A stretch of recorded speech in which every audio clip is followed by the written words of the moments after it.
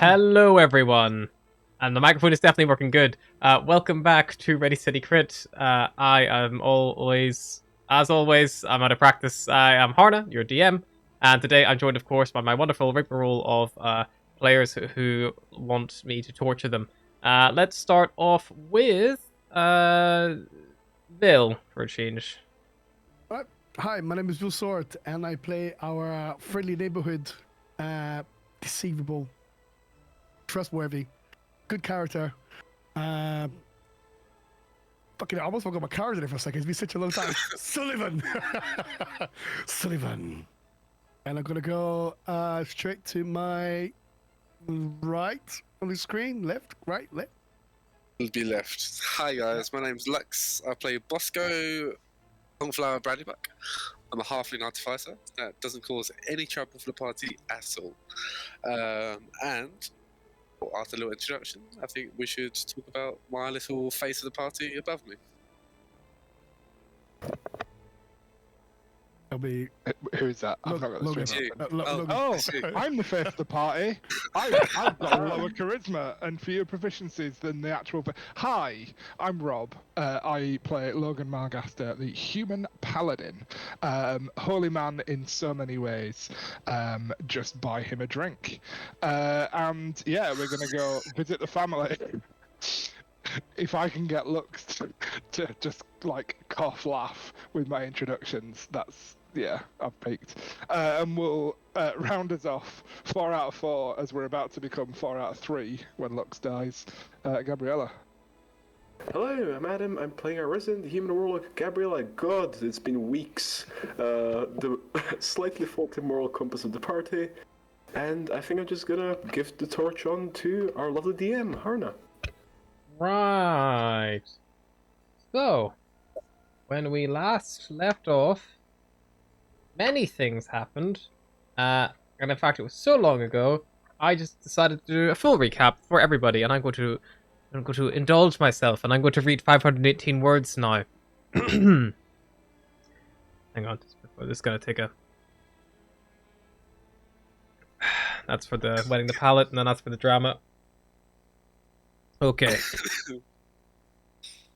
Previously on Ready City Crit's Dragon Heist, a great game is afoot in Neverwinter, known as Never Ember's Enigma. The stake, 500,000 golden dragons. An unlikely group of individuals from both near and far find themselves in the yawning portal at the right place at the right time. They rescued Raynar Neverember by chance while looking for Volo Genotharp's friend, Floon, and they actually find themselves kind of involved with some of the nastiest groups that Neverwinter had to offer, the Zentrum and the Xanathar Guild. They soon became property owners as a reward for the original job of rescuing Floon, and after much love, fixing up, and money, they managed to turn the old run-down haunted ruin into what is now known as the Old Familiar, a tavern that caters for all sorts of clientele in the North Ward, depending on what chef is currently working. The party have ended up running with another cell to Zentrum, the Black Staff, her Grey Hands, and even the Order of the Gauntlet, an unlikely trio of factions to work together. But doing odd jobs and contracts with them, and even dealing with murderers in the dock wards to were-rats shaking down guards in the field ward, and even meeting a friendly bronze dragon in the harbour, they were able to pull in a bit of coin to help them with their little business venture. Most recently, a flashpoint has rocketed the party directly into the centre of the great game, was a fireball that occurred right outside the tavern itself. After some research interrogation, they eventually found the culprit was a Nimblewright, whom they tracked down to Gralhund Villa. With a bit of nosiness, it resulted in the temporary demise of Bosco before Gabriella made a deal with her patron to restore him to life, at some cost. Now, shortly after this discovery, the Black Viper, who we now know as Gabriella's sister, notified the group that a Zentrum strike team were attacking the embassy. The party rushed into action, defeating the Zents, and during the chaos, a group of Droy also appeared, but luckily the party were able to beat them off. They were able to save the Gralhunds from this fate if they had not intervened that may have gone poorly for them. In exchange, the party demanded the thing the Zentrum and the Droy were trying to steal, the Stone of Galore, which is a strange stone of bluish-grey with 3 holes in it that was clearly of great importance. Alongside this, they formed an allegiance with a powerful family called the Castellanterns, who already had one of the eyes which would fit into the Stone of Galore, and promised it to the party if once they had the other 2 eyes and the stone itself. The agreement being they would give it to the party that the party would then give up the contents of Never Ever of Enigma so that they may save their children before the deadline of losing them to the Nine Hells, and then that generosity in turn would be repaid with wealth and riches to set them up position for life once the Castlanders' coffers have been refilled. The deadline being the problem. They're not going to accrue the 1,000,000 gold they need quick enough. Well, the Stunical lore truly hides behind Logan's breastplate at the minute, but each of the party have a little note of a false hidden location in case they are attacked, killed, or someone attempts to pickpocket anything from them. Currently, the party have just dealt with the closest competition for their tavern, who was sabotaging their venture with his hard rock cafe style entertainment. He will hopefully leave the old familiar well enough alone. Gabriella is currently restrained to a bed in the House of Healing, which is not an innuendo, until the next morning when a cleric can remove the were-rat curse of lycanthropy from her, and the rest of the party currently are planning on meeting Tashlin at the Margaster family crypt at sunset. It is currently late afternoon, the sunset is fast approaching, but there is still time to do some other tasks before then. What would you like to do? Sorry, could you just go over that again? Yeah. Previously on Ready City Crits Dragon. Sorry, Mr. Star.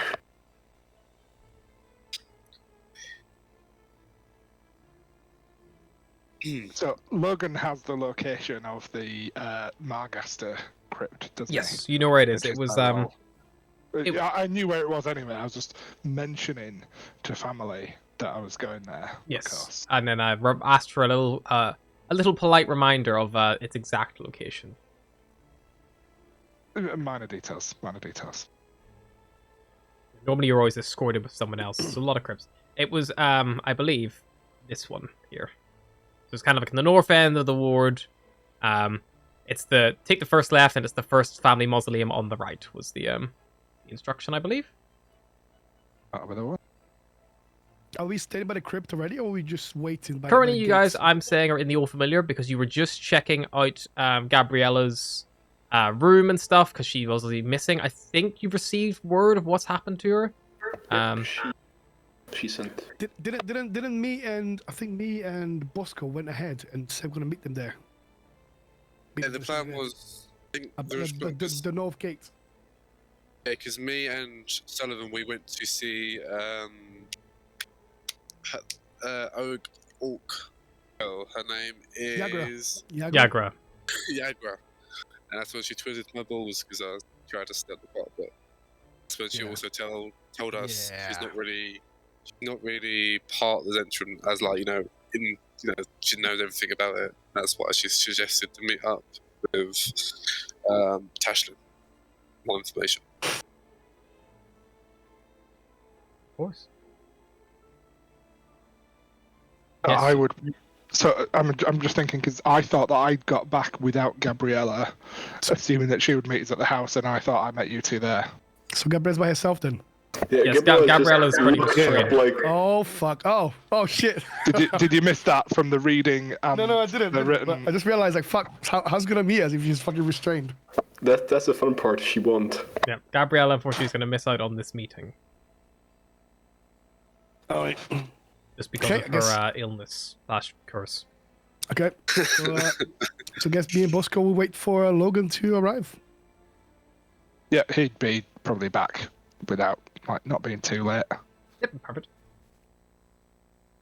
So I thought we'd already done the bit where we checked Gabriella's room. And Yeah, she it's wasn't all. there. You all did that together. You checked it. She wasn't there. Yeah. And then we'll be like, screw it, we'll just go anyway. Yeah. I don't know. If So she might have sent a Sorry. letter. I'm not sure. She might have asked to send word. I think the clerics have sent word that she's like being treated for lycanthropy and like. She sent like what's its name? Orphan or street urchin. That's the thing. Yeah. She sent a street urchin as somebody to just inform the party. I think they did ask you, like, is there anyone, like, any family you need to notify, like, who might inquire where you've been, to let them know you're not missing and you're safe. Mm-hmm. So I think they would have passed it on. They should be informed. I think, if I remember now, she said, Sally, we actually went back because we investigated Gabriella's room for any. That's correct. Secrets. You were looking for, like, hair, like, and you found all the hair in her bed that was, like, falling out and stuff. Yeah. Just found any, like, kind of signs of any deals with devils and stuff like that. Yeah. So I think you were all in the Old Familiar together. But let's say, for our own intents purposes, with the knowledge that Gabriella will not be able to join you this evening, you have headed back down to the City of the Dead. and you head kind of around the bend, and you see looming before you the Margaster family. Here it is. Told you I could find it. It's that one with the Margaster name on it.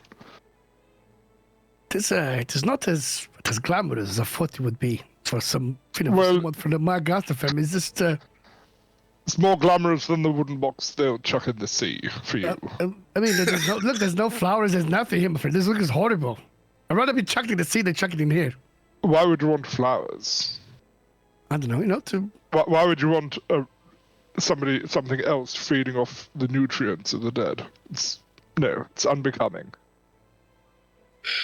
Okay, anyway. Speaking of which, is anybody going to be coming to meet us here, or what? I kind of like to still look around. Yeah, isn't... What did they... What time they said they would meet us in here again? By nightfall, no? It's sunset. I have no idea. Oh, sunset. Oh, by the sunset, huh? Guess we're just gonna have to hang around here and wait for them. No one's here. I'm gonna get Google out.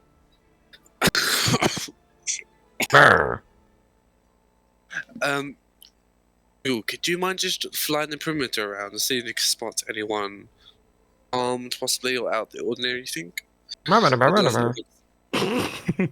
And just come back once you maybe done a perimeter around the place, and we'll sort out ways. And I let him go. We'll hold him out and let him fly. No. Jets. Flies off. I'm going to actually check the door in the crypt. Like, go have a quick look. Yeah, you go up to it. It's there's a locked. metal bars in front of a quite fine looking stone door behind it. The metal bars itself are padlocked shut. Okay. And I can't see anything inside, right? Because there's the door is also shut behind it, so yeah, you can't unfortunately see directly through. I highly doubt they're inside then, considering it's already locked. Why would they be inside? It's dead people in there. Exactly, it's be quiet, and no one will be able to see them. Can I inspect the lock to see if it has been tampered with recently? Sure. What would that be? That is going to be an investigation check. Investigation. Okay, 2. 13. 13. You kind of check the lock over, looking for any obvious signs of fuckery. Luckily, it doesn't seem like there's been any attempted picking of the lock, unless whoever was doing it was so skilled that they've left no obvious traces of that action. But you would be you've run in these circles long enough to kind of it doesn't appear like it's been fiddled with. There's always little telltale signs of a lock picked. There's nothing obviously has been forced against its will or anything like that. So yeah, you're pretty confident that and nothing like someone has breaking in or out from the crypt. Let's try to discern. Yeah, no. There's no obvious signs of foul play in that regard, no. Okay, so I wouldn't worry then. I kind of shuffle the padlock. Yeah, looks good to me. So, just so we'll stuff on what we want to do, they were meeting up with part of the Zentrum to, one, discover the ins and outs of maybe the other side of the Zentrum, maybe try and get some meeting with those to try and win them. Go along, do a job for them, and to find out or see if they know the information about if they have any eyes. On top of finding out who that gentleman that Logan here slowed, the Growler Manor. Oh, good plan. And yeah, I think that's it. And then also we can ask him about observing the man that we was tasked to look at to observe. But I mean, he sounds dangerous, and with one party met down, I don't think I want to try and fight him. I haven't just yet. Alrighty, so you kind of have a rough plan laid out. Sunset, you've arrived a little bit early, so you probably have a little bit of time just before sunset itself is fully kind of upon you. Are there any preparations before this meeting is going to take place that you would like to do? Anything any traps you want to set, or does anyone want to hide in a nearby. Is there anything any preparation you guys are taking for this meeting, or are you just gonna go cleanly, face value? It's all gonna go smoothly. Yeah, I was gonna ask, is this the whole City of the Dead cast magic? Something crazy can go ahead. No, that is a specific square in town. Everyone then will summon my protector turret, and I'll just give everyone some temporary HP. Sure. Just Yeah, to well, how much? Let's remember, put it down. it is. I think it's a D8. Isn't it? Can ourselves. Yeah, 1D8 plus your total. Tell I him just how have much. I just rest for do a short rest. That's okay. You can do short rest, of course. That's what you'd like to do. More time. I'll probably try and get a better roll. You can burn. I think you can burn that more or less exponentially, realistically. How long's the turret linger for? An hour, is it, or is it just? It's one action. Yeah, so after 1 hour, it's reduced to 0 hit points. Alrighty. So a little bit of time I'll try. passes. If you want to try again, go for it. You've a little bit of time, so. There we go. I'm happy with that. So 7. We got 11 temporary hit points. Grand. Oh wow, is that for everyone or just for yourself? For everyone. Everyone in the facility, which will be Lovely. fun. Lovely. Shove my device back in the bag. Maybe you put it away. So you're all just kind of lingering outside the mausoleum itself. I'll spend my time trying to teach Google how to juggle knives. Sure. Hey Google. Hey, Google, It go like goes this. about as well as you think it does. Come on, when I throw it to you, you catch it with one hand. Do you want to make a sleight of hand check for Google? Oscar? Sure. I don't even know what it is. I'll try a D20. Oh wow. Yeah.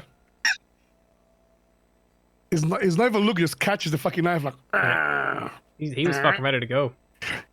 Don't eat it. It's not the food. Give it back now. Give it back now, Google. Give it back. No. Google, come back here. Give my dagger back, Google. Google starts chasing flying after like just out of Sullivan's reach in circles. It's like the little kid thing. What do you have? Murmur. Alrighty. Okay. Perfect. Yes, so the sun. You know, you're gonna be. Sorry. What? Sun begins to set. Say- Right. I'm not stepping. Oh no, sorry. I was say, like, do you mind? Do you want to try and be the face of the party here? Because when it comes to talking to people, I'm not great at it. People just find me a little bit less charming. Bosco, have a bit of respect, would you? Firstly, I'm always the best one to talk to people. Secondly, it's not much of a party. We're at my family's mausoleum.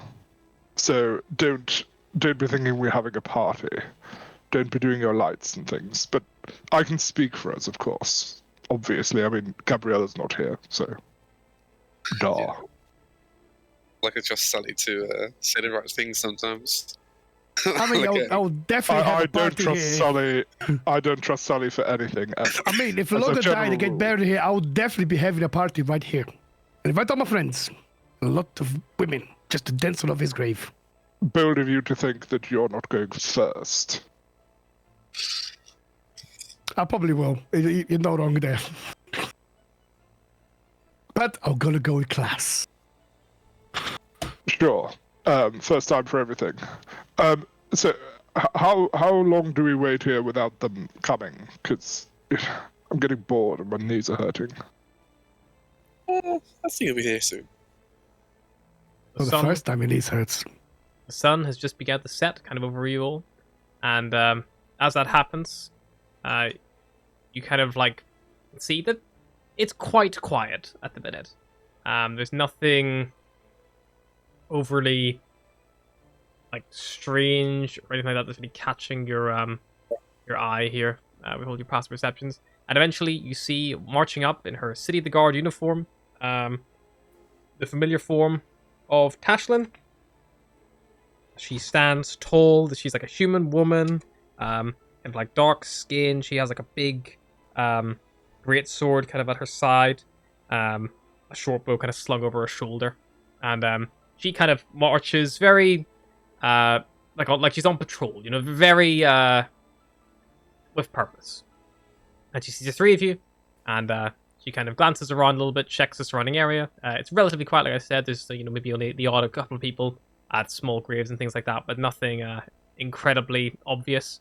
It's not likely big cries or anything like that. No one really seems to be paying you guys any mind. And she eventually marches up to you and kind of like gives a small little nod. And goes, "Well, how can I?"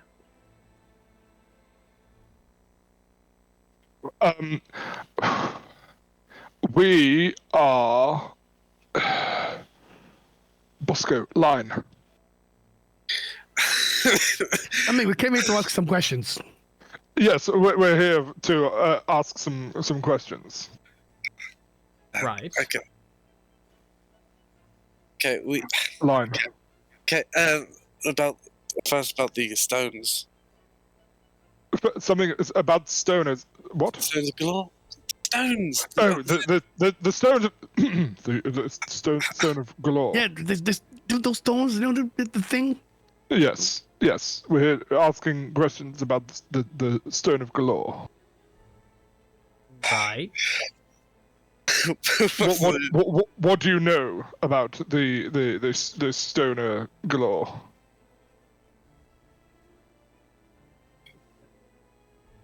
I mean, like, everyone in town seems to know a lot about this damn songs, except us. We don't know anything about it. A natural 20. What Yeah, did- we know nothing at all. We would have been kept in the loop, huh? Because, it sounds like All of the a loops. big deal. 100%. All of them. I've heard about a stone of galore, these stones that you're talking about.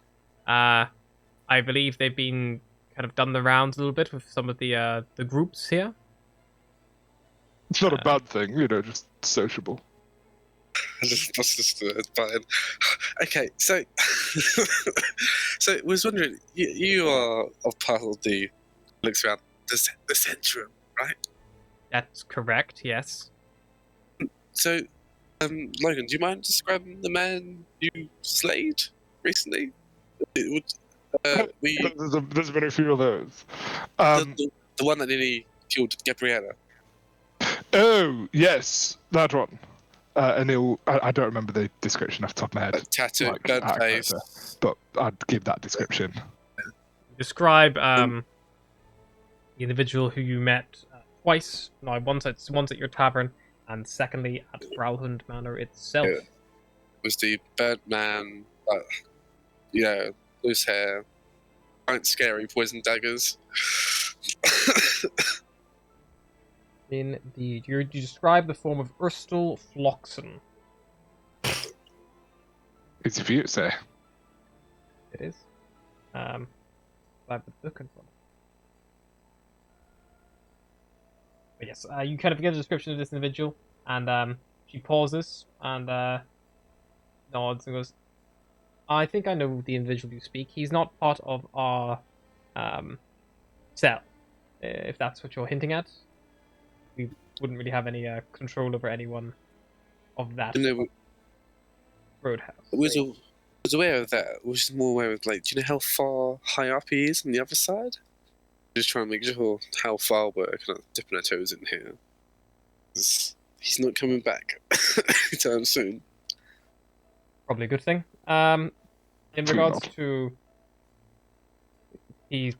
how high up he is, Do you know if he serves directly under the person who's Davil is? I don't know who that man is. The Davil side. Have we been introduced to who the leader of the Others Interim is yet? Have we been told anything about him yet? I don't think we have we? no. His name, nothing. No, the current leader of the Zentrum group, actually, we're not entirely sure.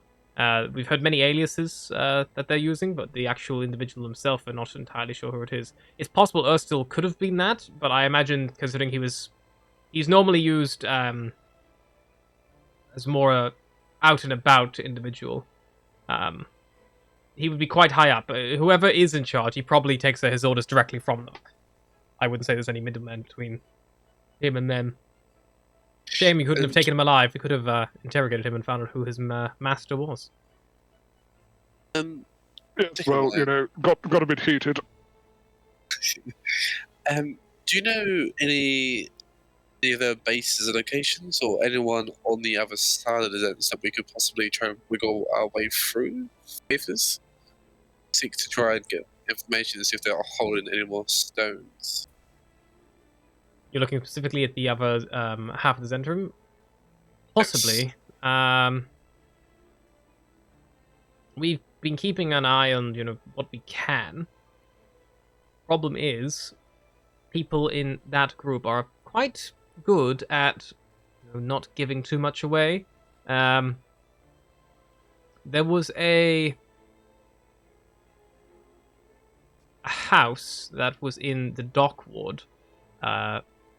It's in the trade ward. My apologies. It's on Brindle Alley.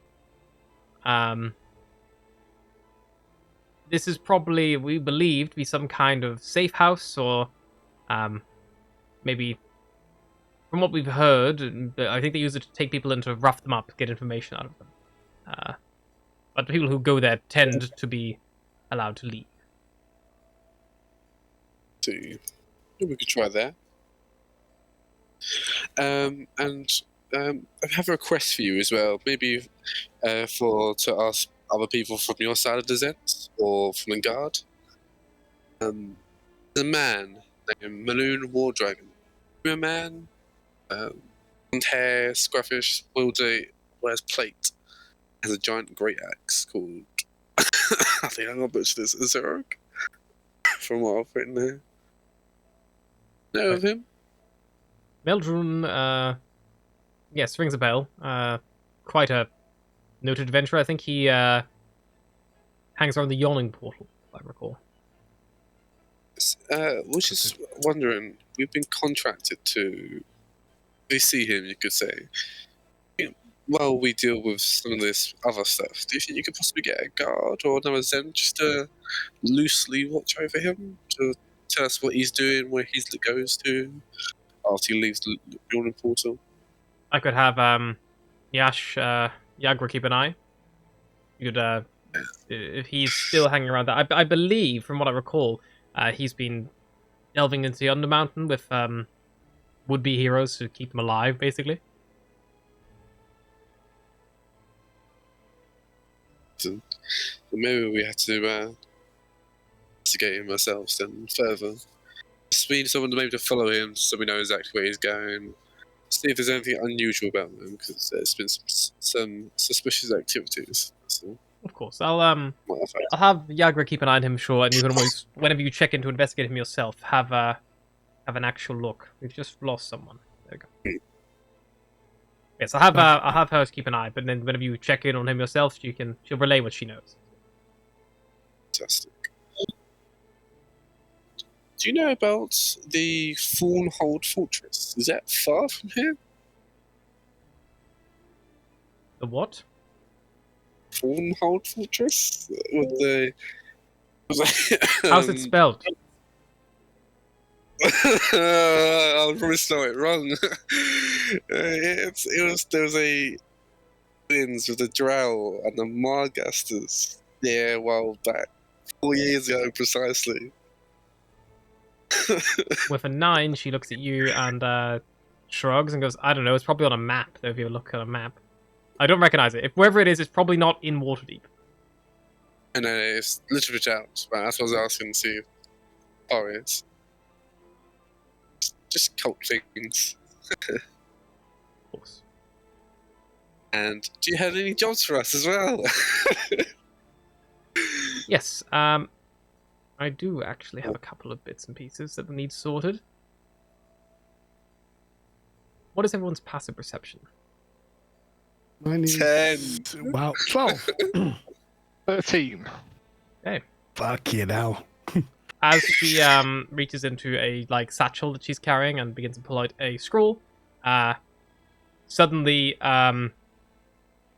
from above, coming out of invisibility, as you see these javelins leave their hand, two stout grey-skinned dwarves, long white beards, kind of standing above you all, kind of like at the edge of the action itself. Begin to attack, and as we enter that surprise round, we are going to roll initiative, please. Oh, Holy fucking shit. cunts. He'd had so long to prep, he might as like, you knew he was getting to that. Sneaky fuckers. Durgar.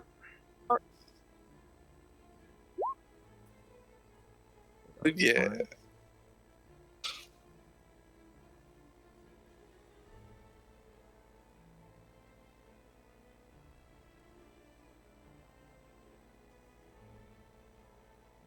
Alrighty. And I need to roll Tashlin as well. At least you're not on your own, eh? The 7. Marvelous. So by the time the Durgar do act, you are all quick enough on your feet that all of your reactions are back. However, you are still, they are still going to get this turn off before you can act. And because they've just come out of invisibility, they are going to have advantage. The javelins are going to target. Let's see. I'm going to roll a couple of d3s. 1 on the 3, 1 on Sullivan, 1 on Logan. Oh, Start. God damn it. So, Sullivan, 17 to hit. Just hits. You're going to take 7 piercing damage, and Logan, natural 20. You're going to take 8 piercing damage because they're only using one hand. You have to throw. Oh, wow. Ow! And then, suddenly, 5, 10, 20, 5, 20. You hear footsteps coming from like either side of the doors, kind of like left and right, but you don't see anyone. Fuck. As you realize there's probably more individuals who are invisible, and as they appear, one's going to attack Bosco and one's going to attack Tashlin, and these ones actually would have been. Actually, yeah, they don't attack you. Actually, they both walk up, and you watch as they like they've got these huge war picks in their hands, and they stretch and crack their back, and they grow to twice their size, and they both become big boys. Oh, fucking hell. And that will be their turn. Top of the round, Sullivan, you are up. The mausoleum, for all intents and purposes, by the way, I'm gonna say is 15 foot high. Okay, I'm gonna use my bonus action disengage. Sure thing. Can I run here? Pew. Yep. Slip away without being attacked. Oh, here. Actually, no, I'm gonna stay right here, just here underneath this thing here.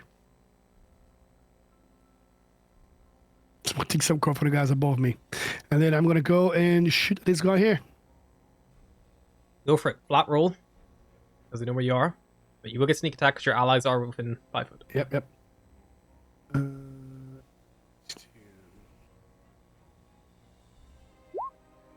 Fuck's sake. That will miss.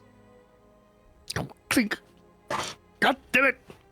Okay, then I go try to like reload my crossbow with like one hand. And it's in my turn. Alrighty, Logan.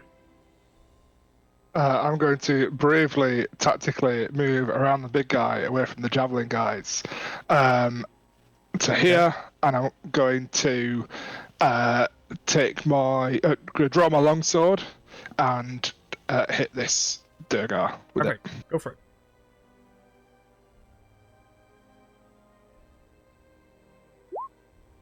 An 11 will unfortunately miss. Yeah, just kind of adjust my grip. It's like, one moment. And the check. Yeah, I'm gonna bonus action Shield of Faith myself. Perfect. Nice. Yeah, because that'll replace the shield that I won't be wearing. So my AC's back up to my normal 20. And that's it. I think Bosco should have acted first because he had the initiative, but no matter. Bosco. Would my cannon run out within an hour when I was waiting? No, you were probably only waiting about 15 minutes or so, and the discussion, I'd say, probably took no longer than 15. So it's only about half an hour. So I'll just run over here between our lovely two friends here. In this section, I will see. Oh, sorry, I'll turn to action. Obviously, I'll bring my little cannon out, hold it again. I'll start up a little miracle device to give us some more temporary HP. Oh! Max, nice. Yeah, the rippling of healing energy washes over, and the Duragar watches the two individuals they hit. Suddenly, the temporary hit points are restored, and all of them turn their eyes on that device. Shit. Yes, that'll be not to Sully because he's too far away. But it'll be for our lovely ally here and Logan. Ashlyn gets hit. Temporary hit points. Good to know. 12. 12 because it's sorry. plus intelligence. Yeah. Perfect. Big brain. And I actually have nothing close ranged. Mending? Ooh. No, I'll just club him. Sure. Go for it. just club him. Natural 20. That'll do. Yeah, Oh no! Oh, nice. Get him right in give his him big an knee. yeah. 7 damage. Yeah, he is injured after that hit. Shit. Anything else, Bosco? I'm so fucked. No. I'm so fucked. Ashlyn I'm good. spins around, sees the one that you've already damaged. She draws her greatsword and she attacks 3 times. Wow. Jesus. Fucking badass. She hits with all 3 attacks and kills it. Slash. Slash. Choking on spit. She slashes with one strike, slashes with the second one, and it falls. She then spins around and slashes again across the other one, instantly bloodying it with one strike. I helped. Which one is that? Which one? Left The or right? left one is dead. On their turn, the other ones with the javelins are both going to throw at. Actually, the one close to you, boss, is probably going to go for your little device first. He's going to bring his war pick down on top of it. Hey. 18 to hit for 9 piercing damage. Let's see here. Let's see. AC's 18. Oh no! It hits for 9 piercing damage. Is it still up? Another hit points equal to 5 times your artificer level. It's 5 times 20 HP. Oh, yep, still fine. The ones on the roof both enlarge themselves. And they get really, really big boys. And one of them is going to move around to here slightly, and the other's going to be moving kind of like up on the ledge there. And that will be their turn. Sullivan.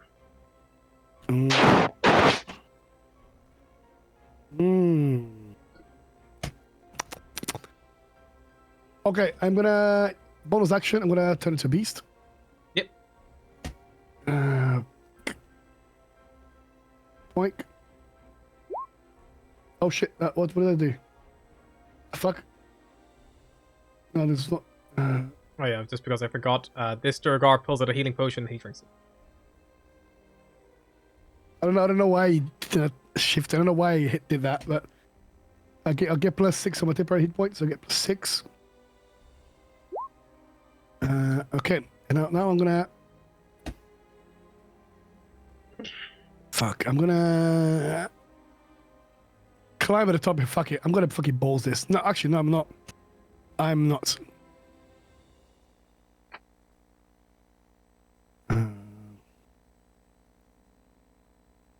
What you doing, Sullivan? I'm gonna try to. No, wait. I'm gonna climb here. Fuck it, I'm gonna balls this. I'm gonna climb up here. Mm-hmm. I'm gonna take my 15 foot to climb up. my rapier. I'm gonna stab this guy. Go for it. No sneak attack, because you're on your own up here. 20 will hit, though, for 6 piercing damage. He's injured. Cool. That's my end of my turn. Perfect. Bosco. I'm just gonna club this guy. Go for it. Boom. Work I might before. want- I might want to kill him, but no, Misses. never mind. I was like, it's non-lethal, but it doesn't matter. He looks a little bit more healthy after he drank his potion. He's no longer bloodied as well. Anything else, Bosco? Is that it? That's it for me. Let's try and get him alive, Sullivan. Logan. Logan, you're up. Don't fucking call me his name. He's gonna swipe. 12 to And you hit. to miss. Despite their huge size, they are armored, wearing steel mail and wielding shields. Definitely put off by just being called Sullivan. Not for the first time either. Should be great to follow. Should feel proud. Move around. That'll be it. Perfect. Tashlin is going to take her greatsword once more. 3 attacks. All 3 of these. Okay, so she doesn't manage to defeat this one. However, it is incredibly injured after those 2 strikes impacted. It is critical.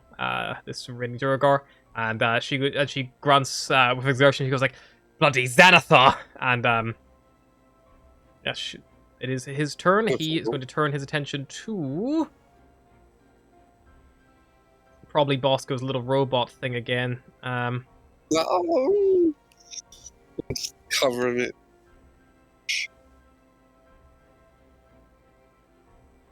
Yeah, fuck it. No, he's like, I smashed it once. It still seems to be working. I'm just gonna smash the wielder. He's just gonna hit you, Bosco, directly instead. 12 will probably miss you though. On the roof, Sullivan, one of them who's next to you, is gonna bring his war pick. He throws the javelin he was about to throw down the ground, draws a war pick, and then swings at you with it. Kind of raising his shield to defend himself from the incoming attacks.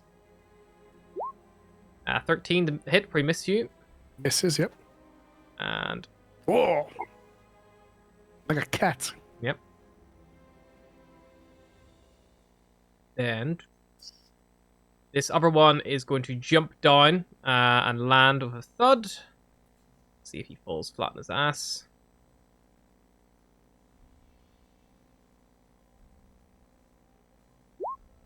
He lands prone on the ground. He takes d6 of bludgeoning damage. He takes 1 piercing damage, or 1 bludgeoning damage. He stands up. He pulls a potion off his belt, gives it to the one who is very badly injured, who then gulps it down as their bonus action. Gets 8 points back. So he gets 10 back.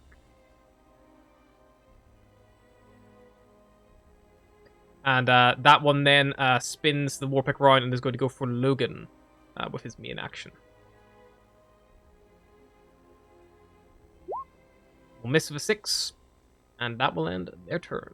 Sullivan. Right, I'm gonna bonus action steady aim, and Yep. I'm gonna stab this guy with my rapier. Go for it.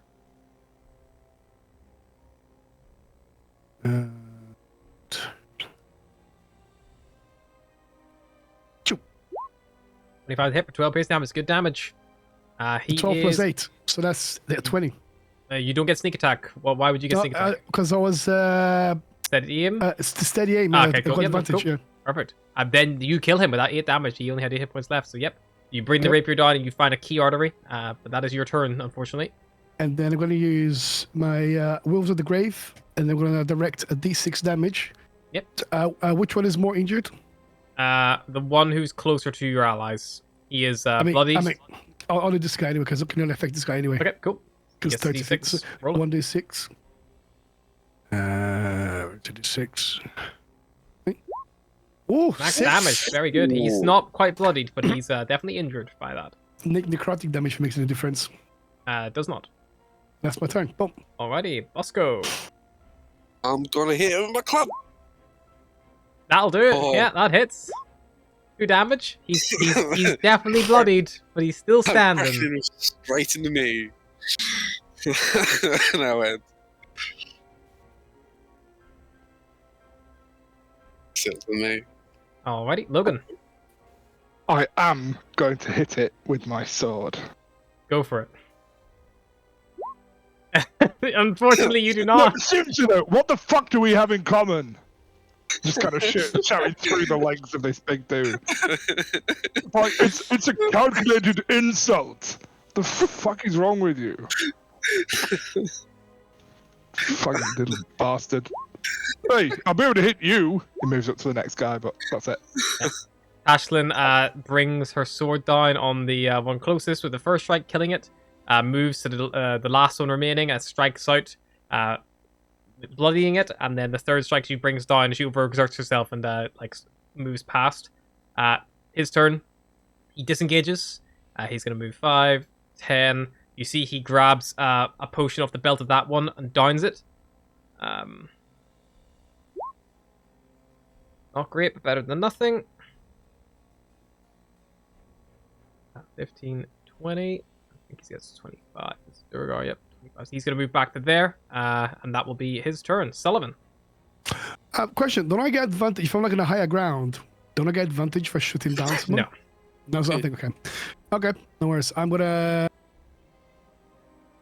put my rapier away, take my crossbow. Bonus action, steady aim, and then I shoot this guy. Go for it.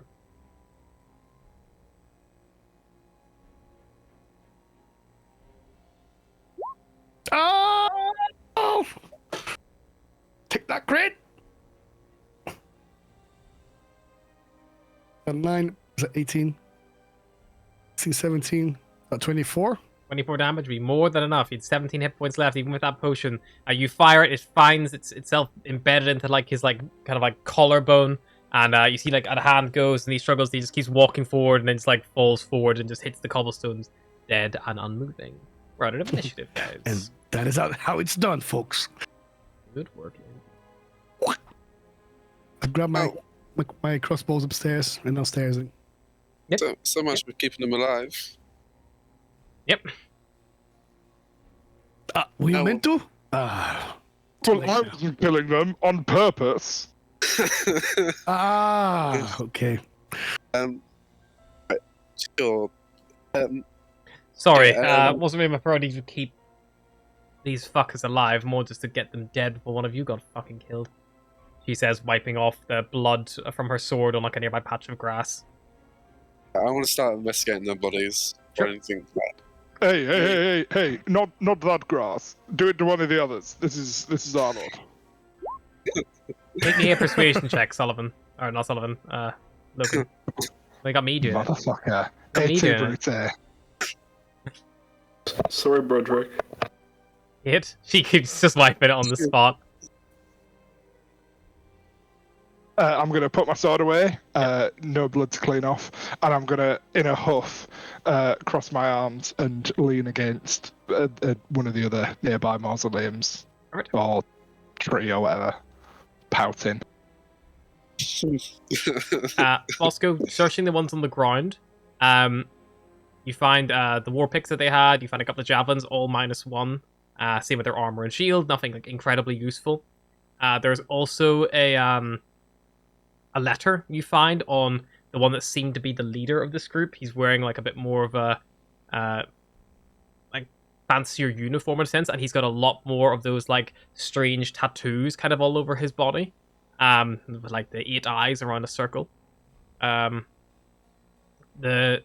message reads, Gorath, make sure you get properly outfitted by Grinda before going after the slot. They managed to take out a lot of the Zents before, probably not to be trifled with. What was the name of the letter? Grinda. Grinda. Was that Grinda? Grinda. Do you know someone called Grinda? It looks like a lovely patron here. Grinda. Doesn't ring a bell with me, but if someone who works for the Zens, probably not a contact I would be particularly close to be honest. I think maybe you might have heard it during your guard duties. Nothing I can really think. Also, I do have a question, actually. I do have a question for you. Since you work for the guards, it must know a lot about the criminal factions that happen here. Do you know anyone in town, perhaps we could be a good neutral person to get information from. Not then some kind of someone that is good with information, that has a lot of information to give, and knows it all. In this place, most people are bored or paid for. If you're looking for information, tabloids maybe. I don't know, but we tend to keep our reconnaissance and interrogation and things like that fairly private for good reason. I don't know a magic web, a spider who runs a web of knowledge, unfortunately. It'd be very useful to know. As I'm talking, me and Google just collecting up the war picks and shields and shoving them in my bag. Perfect. You pick them all up, and as you're going through them, before Bosco with the 11, it was a very brief look around. The war pick off the one who seemed to be the leader, Gorath. This one appears to be a bit finer, actually, than the rest. But upon your initial look around, you didn't. It was like, yeah, fuck it, it's all shit. But if you're gathering it up, and you you actually pick it up, it's got a good weight to it. It's well maintained. You would think this is probably something that is a bit more valuable than the rest of the tat. I'm instantly gonna start ritual casting Sith magic. To see. 11 minutes start. I'll instruct Google just to strip the rest of them, like the armor and Goes stuff. around anything. So he gathers up all the scrap. It's effectively scrap metal at this point, to be honest. After That's big sword gouges through it, and bolts that have punctured through it. If it's going to be used, it needs a lot of repairs. Oh yeah. Well, that's what I was thinking. That and using the metal was just to smith it down. Right. Well, and you see Tashlin's looking in the air and looking around and being like, well, we probably need to get a move on anyway. Gazers probably saw that whole thing. Oh, sorry? Gazers. They're like little floating eyes. Xanathar Guild use them as spies. Oh, yeah, the little yellow shit things that float around. Okay. Yeah. They're normally used as sentries or spies, but if they're setting a team out, I imagine they've had someone keeping an eye on them.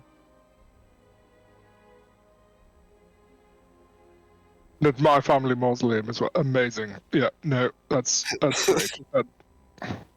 So about this job you had for us. Yeah, I forgot about that. Yes. Let me see. So this is a more of a missing persons case. If this sounds familiar, by the way, tell me, because I honestly can't remember if you guys did this or not. I don't think you have. But if it does, just let me know. But she goes, Waterdeep's richest halfling family, the Snow Beetles, is currently offering 500 dragons for information leading to the safe return of a missing family member named Dasher Snow Beetle. This would obviously help our efforts if you want to look into it. 500 gold, they say. Mm-hmm.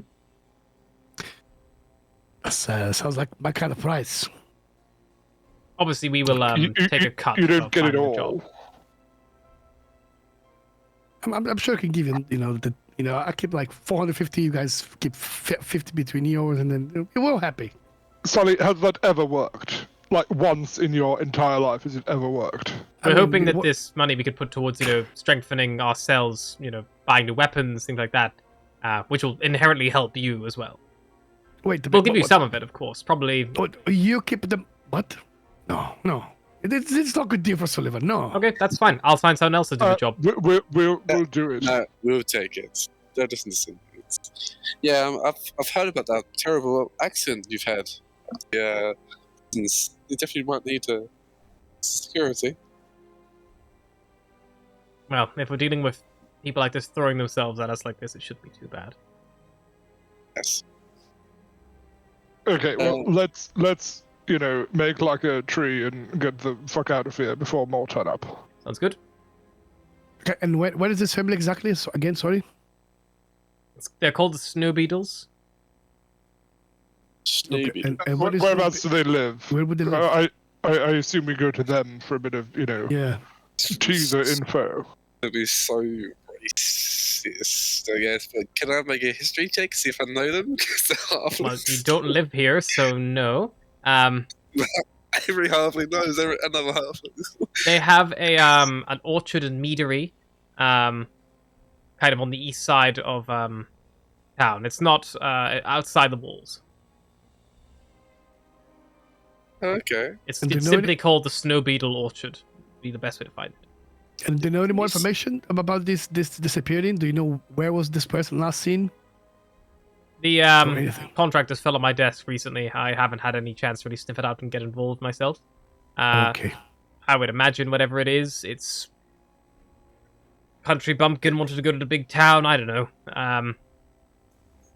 You probably find more from the contract came from someone called Blossom Snow Beetle.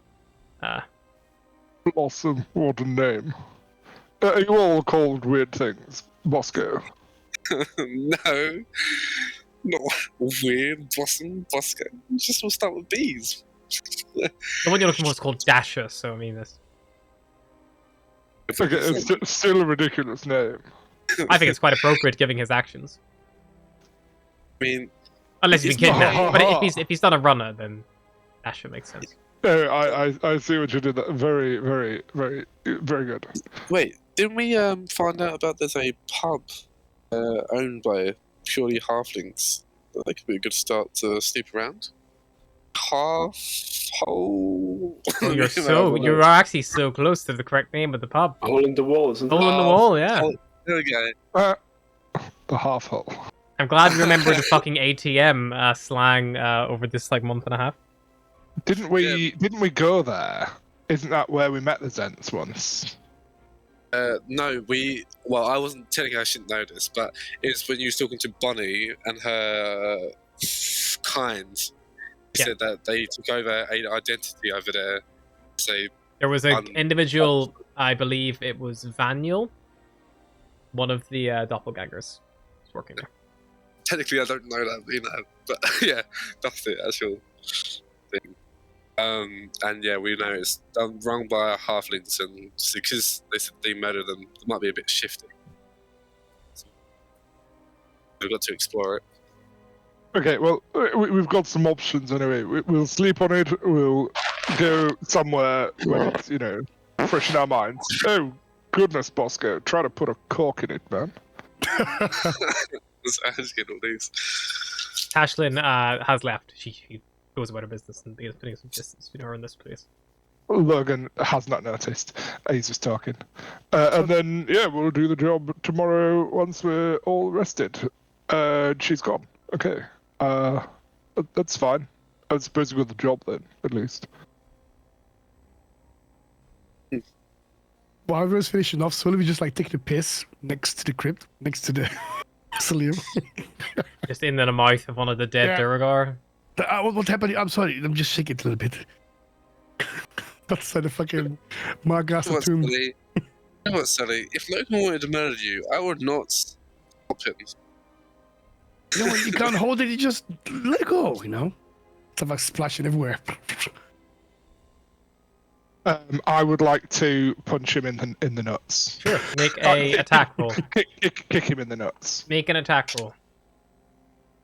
Unarmed strike. 17, Oh, what's your fuck, it AC, just Sullivan? hits. Just hits. Ow! He gets you from behind, like as you're pissing, like standing facing away from him, facing the wall. The leg comes up in between your legs midstream and catches you right on the golden balls. You take 5 bludgeoning damage. That's not non-lethal. Non-lethal, okay. Luckily, Lethal the damage. temporary hit points absorbs most of it. Oh yeah, and the rest. But yeah. Oh, just go to the toilet. What are you doing? You crazy? Yes. Why? What are you gonna do about it? I mean, you kind of a little bit of pee on your feet now, so Lick it off. let's just go. I start limping away. Lick it off. I'm not gonna lick your shoes, my friend. Never. As they're having We'll see. Remember that. We'll see. their argument, I'll probably just start walking back to the tavern. Yep, alright. Yeah, we follow. Yeah. I'll follow. Perfect. You all head back, get a bit of food. You still have, a fair bit of the evening before bedtime itself. But if there's nothing else you guys would like to do, you can just rest up and call it a night. Yeah, I'll just obviously do most of the things. Can I just do the detect magic home on the pickaxe, see if it's actually anything special. It's glowing. With the detect magic, it is definitely a magical item. It really is enchantment magic. Oh! Is it? I'm assuming it's glowing with enchantment magic. That is what I just said. Sorry, I didn't quite hear that. Awesome. And yeah, sure. I'm just gonna aim and wield that. Cool. I'm just gonna keep that to myself now. And yeah, that's it. That's all I need to do. Perfect. You guys just left the bodies at the crypt and didn't do anything about that. So that's fine. You go back to the tavern. Yep. That definitely won't prompt any questions or queries later. Yep. Fine. No blood on my hands. Yep. You bed down for the evening. You rest up. Meanwhile, in the House of Healing, Gabriella currently bound to a bed. As everyone sleeps, and you try to get yourself comfortable enough to like rest. It's difficult given the the bed's not the most comfortable itself. It's just for examination, not really for overnight stays. They could have given me a pillow. Yeah. There's it does the job. As you're kind of laid there, you feel that weird twisting in your gut. Maybe a wisdom saving throw. Oh no.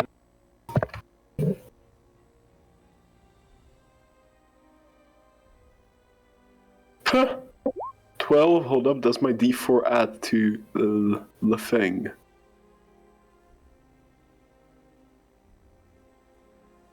Ability check, no, 12. 12, perfect. You manage to, you feel your body fighting off something, and you begin to get feverish and hot and uncomfortable, and then chills follow quickly, and it is a restless night's sleep for yourself. Whenever morning finally rises, you are exhausted. Eye bags most definitely under your eyes. The restraints are chafing the skin from just the having to be in them all night. But eventually, one of the clerics who was seeing you before comes in again, guard in their chainmail, and they go, "Oh dear, you don't like you've slept very well at all. Don't worry, this should make things easier." But can you unlock me, please? And they cast a spell on you. And as the abjuration magic washes over you, the curse of lycanthropy is broken, and you feel that kind of twisting in your gut slowly fade away, and you still feel exhausted, but you are now cured of lycanthropy. Thank you. How much do I pay? 1 second, and he takes a small silver piece off the table, lightly holds it against the underside of your arm, for a few seconds, lifts it up, checks for any strange redness or anything like that, sees nothing, undoes the restraints. He was like, for that, it'll probably be a simple, let's call it 20 gold. 20 gold? Here, have 1 moment. Have 30, and she gives me 30 gold pieces. Thank you very much. You know where to find us if you God damn. fall under similar issues. Try not to make a habit of it. No, I definitely won't. I like my sleep. And she get up, stretch, crack her back, alright, thanks. Have a nice day. You too. Keep safe. And you exit the I'll house. do my best, you as well. Yeah, you're hungry, Gabriella. You haven't slept or eaten dinner or breakfast, so you probably want to get some grub on, I imagine. How far is the familiar from here? From the House of Healing, I believe it is not that far at all. It is probably about a 15-minute walk. So. Yeah, she'd probably just walk briskly. As briskly as her tired self allows. I see you're in the House of Healing. That might be right in the south. Come again? Gotta think where the House of Healing is. I think the House of Healing was in the south of the district. No matter. Yeah, you head back, and as you arrive, you probably are a bit earlier than the rest of them who rise. Yeah. Morning. She just say hello to the staff that's there, and order up some decent breakfast and a coffee. Yep, perfect. Just sit. Possibly hearing Gabriella downstairs, particularly if I was awake early, I will head down and be like, Gabriella, where the fuck were you? I was in the House of Healing, being cured of a curse. A lycanthropy that I contracted on our little outing in the Whatever. field. I nearly got stabbed. I did get stabbed. It didn't hurt very much. We nearly died, Gabriella, because you were too busy. Would you prefer if I, turn into one of those things that we fought off in the field ward and bit you? No, because here's the thing. I got bit and I was fine. I think this is a personal weakness of yours. Because I've been absolutely fine. But were you absolutely fine? Are you sure? I look better than you. Fucking hell, look at the state of you. And this is you when you're fixed? Yeah, this is me after I didn't sleep all night. You know how hard it is when you have an aching in your back and your head and it feels like your eyes want to crawl out your goddamn skull. It was horrible. Hey, I paid good money for that kind of experience. Each their own, I suppose. Anyways, care to get something to eat? No, right, yes, breakfast. Sure. Wait, who's on? That's a very good question, but considering that I ordered 20 minutes ago and I still got nothing, I would suppose that it would be... it's going to be good then. Tomorrow when it's ready. Maybe. As I come down, I'm like, Logan, you're the man I want to see. I have a proposition for you. Oh no. Oh God, he's been thinking about this for weeks. You just know it. I know that look on his face. He's got his notebook out and everything. And I'm gonna put stand. I'm gonna get on the chair, stand on the chair. So I'm looking at my height to him. So, you know that little mechanical device you have when you cured from a certain drown? Maybe. For an exchange. Like this.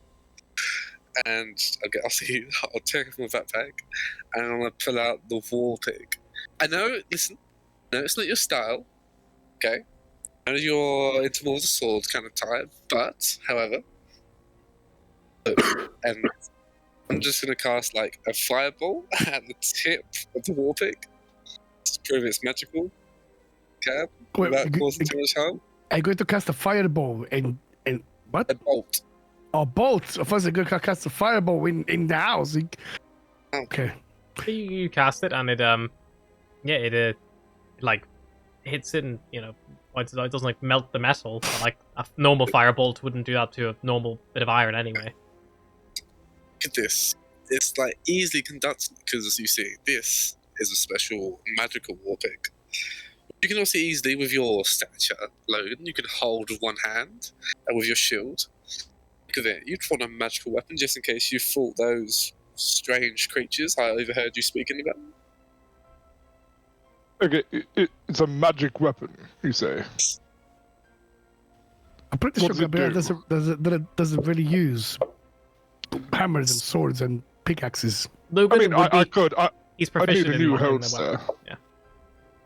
You can use it. I'm not. I'm only simple. It's just simple enchantment to increase its sharpness and durability and so forth. It makes it easier to swing. Like I think the enchantment makes it slightly lighter to swing as well. So, can I make an insight check? Because I think Sure. in character would expect Bosco to not have a fucking clue what it needs. 100%. What is needed to swing And the I think weapon. Bosco makes a deception check because he's making it. I'll give him advantage because he's making an educated guess. But he has no idea what this item actually does. That's not good. Oh dear. Logan, Go on. this might be a magic item, but like it's very likely the way Bosco's trying to pawn it off on you. This is probably cursed or something. There's a reason he wants to get rid of this so badly.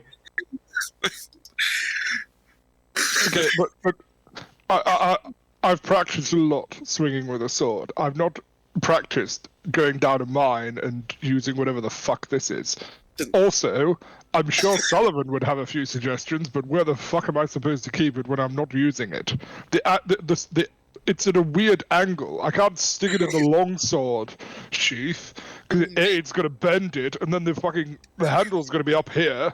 If I sit down at a table, it's just going to go. "Whoa," and people are going to, oh, that's no. I will no trade you an appropriate belt for you to attach it to the side for. I personally would want it myself, but I can't do something like this. That's why I have my club.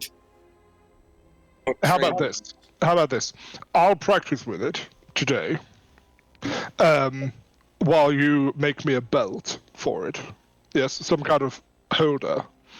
And then, assuming that the belt is good and I'm happy with the, swingling, then absolutely I'll give you the gun.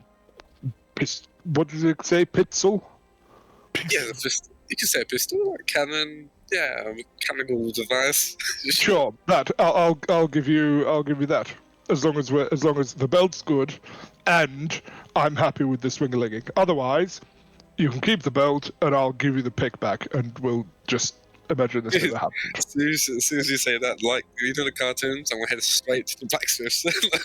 I'm right straight there. And he's off. Do you leave the pick for me to sort of practice with? Yeah. Oh yeah, no, that'll be left there. Yeah. Cool. I'll probably set up an area kind of to the outside. It's not right at the front. Yeah. Maybe by the back door where the goods are delivered, and just kind of take some time swinging it, presumably in the 3 hours that it takes to get breakfast ready. Yeah, exactly.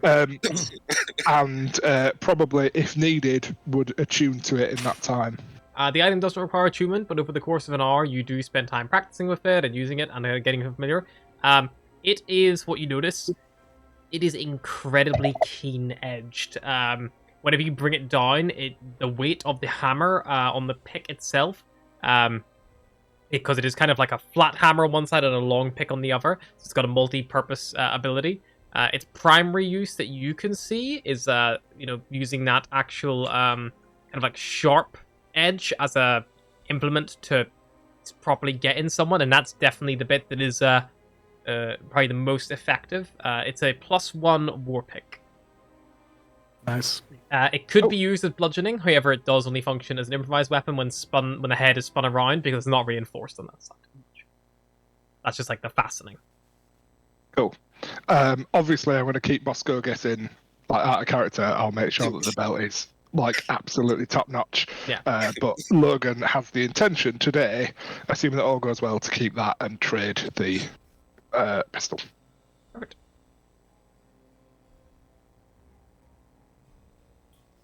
Gabriel probably accompany Logan as he practices. Like, well, you did mention that you almost got killed.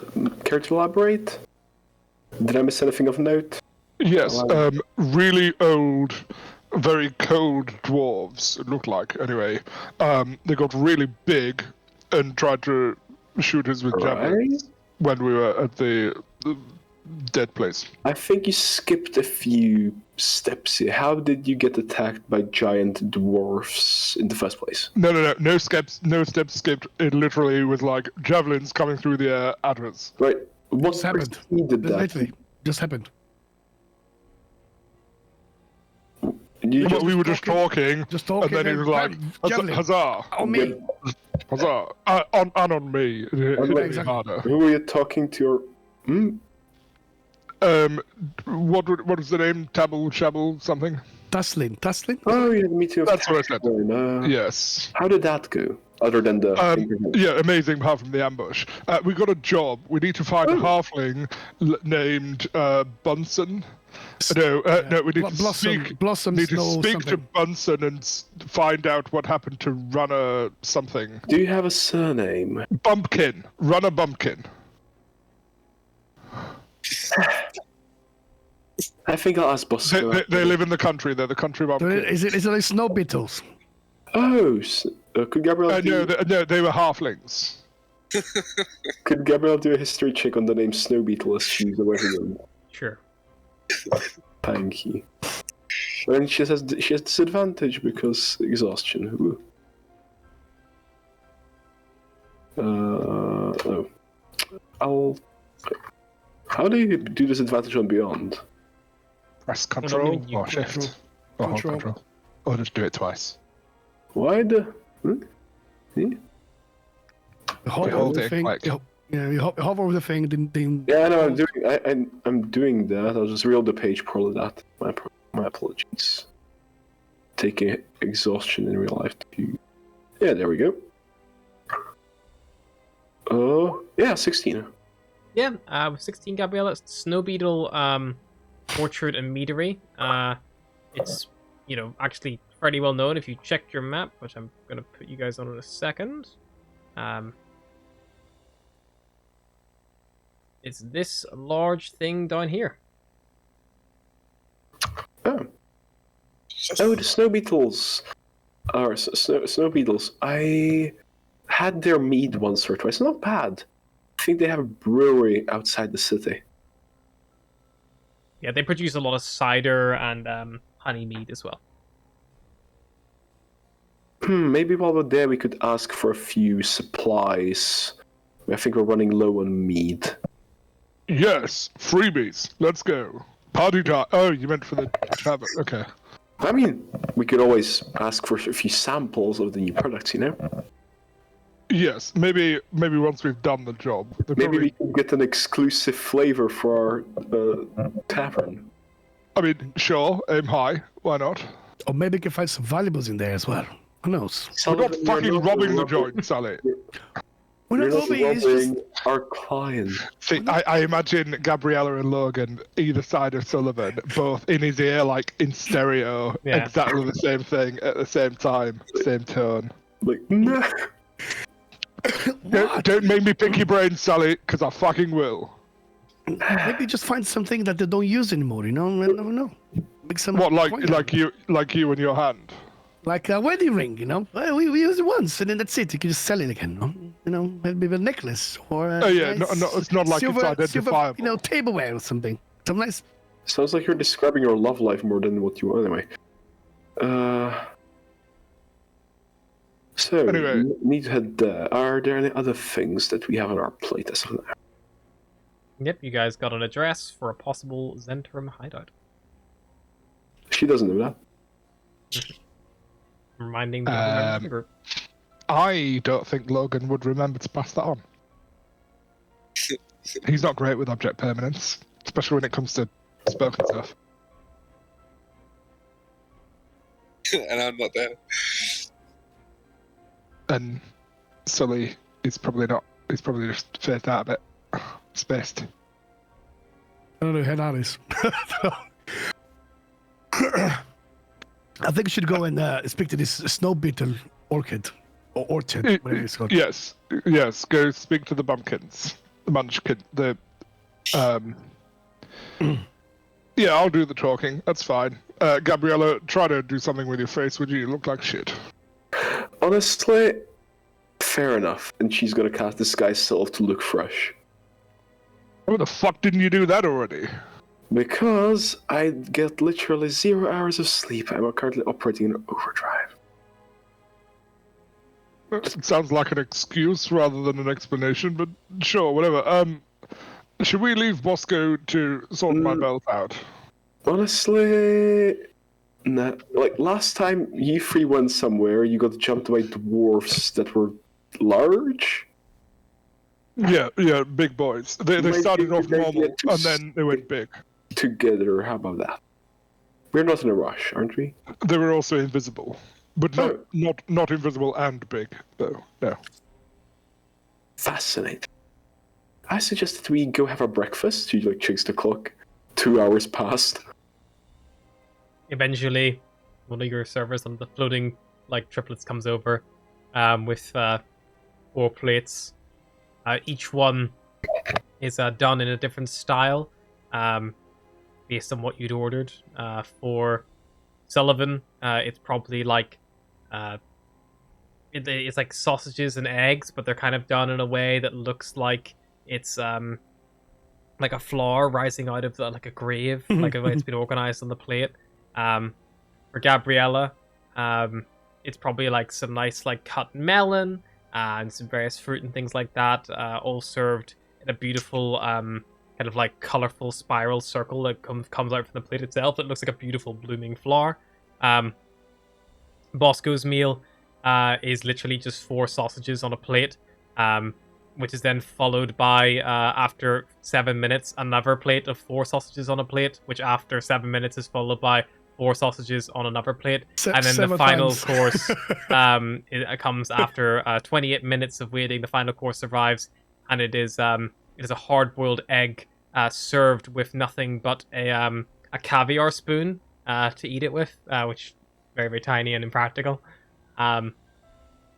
Logan, you probably have just like a very like beautifully put together fry up. It is just the most like, it is exactly what you would expect, no more, no less. The black pudding is like perfectly like circular. The whole dish is very well put together, the way it's served. There are 4 rounds of toast, kind of like put on the right hand side of the plate, and each one has LM actually like burnt into it, like it was branded by something. That's like, you know, like you would brand like a horse or anything like that. So it's just on your bread. See, thank goodness. This is the kind of breakfast I used to get every day at home, and now, fine. Thank you. Nice one, Chefy. Indeed. Same again tomorrow. Started now. I mean, it is. But none of it's touching as well. None of it's touching. Exactly right. It's a miracle. It is wonderful. And she just starts eating. She didn't eat since like yesterday lunch. Tastes great. All the fruit is Careful. fresh. Gabriella, moment on the lips, you know. I literally didn't eat for like 12 hours. Leave me at peace. That's the goal. I mean, it's not the best, but you know, calorie deficit any way you can. I just like dip the sausages like into the egg yolk. Like, oh my god, how does it know this? This is like my favorite. Dip the sausage in the yellow yolk. Yeah. It's like perfectly sunny side up. Yeah, The white has no snotty bits to it. yeah, perfectly round. That's the on real plate. fantasy, guys. An egg, a sunny side up egg that doesn't have snotty bits in the white. Just be realistic. I hope to win the lottery instead. Yeah, like fucking the food of legend.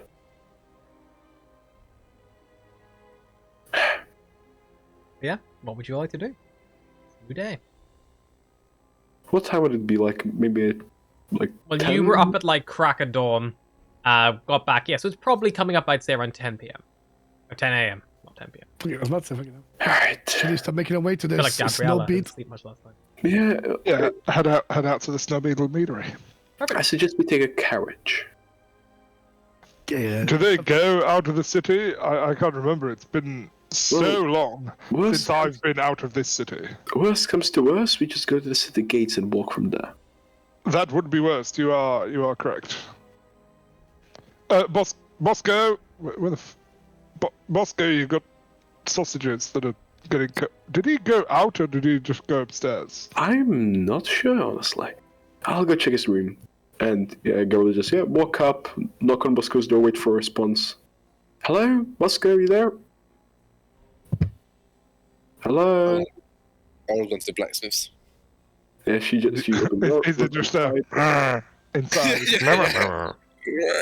So just got like 7 plates with 7 sausages. The door on the table. opens like a creak, and you see the grey hand of Google come out, and it just like they just like hook something on the door knob on the outside, and then the door slams shut again, and it just says "Do not disturb."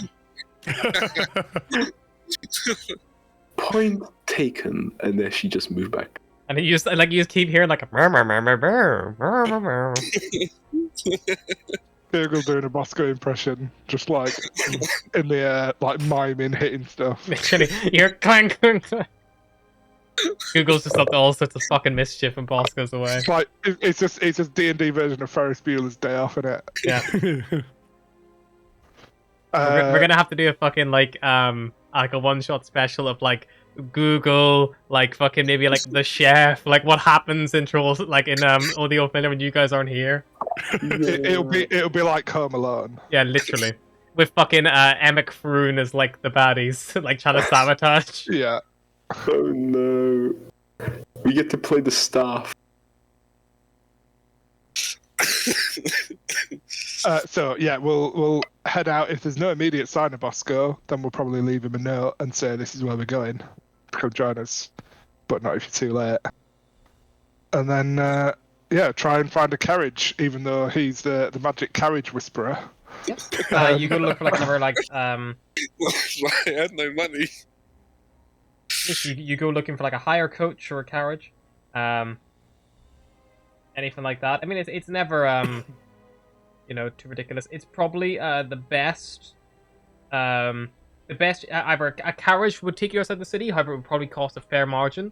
A hire coach would potentially do it, but again, you guys have been avoiding getting hire coaches just because they're a little bit cheaper, but they're also smaller. Like two people would comfortably fit in them.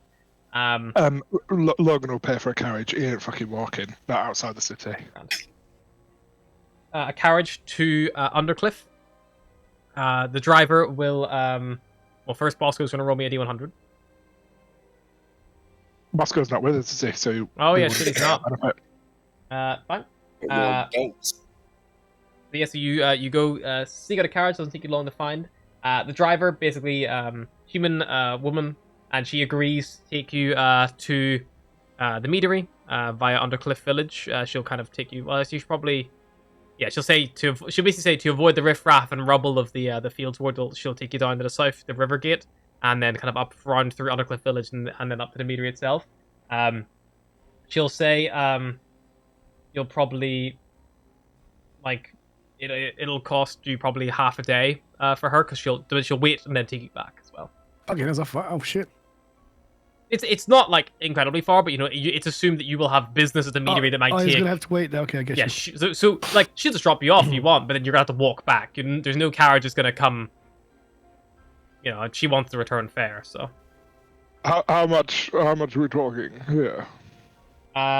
The carriage I actually get, because I've kind of neglected this, but the carriages in Waterdeep are actually all very, very prestigious and nice. Some of them do have things like servants and attendants as well with them. So because you're looking for like a half-day affair, this one probably comes with an attendant who will also do things like carry your equipment for you, store things in the carriage itself, and can fetch them for you if you need it, so you don't have to carry things around as much.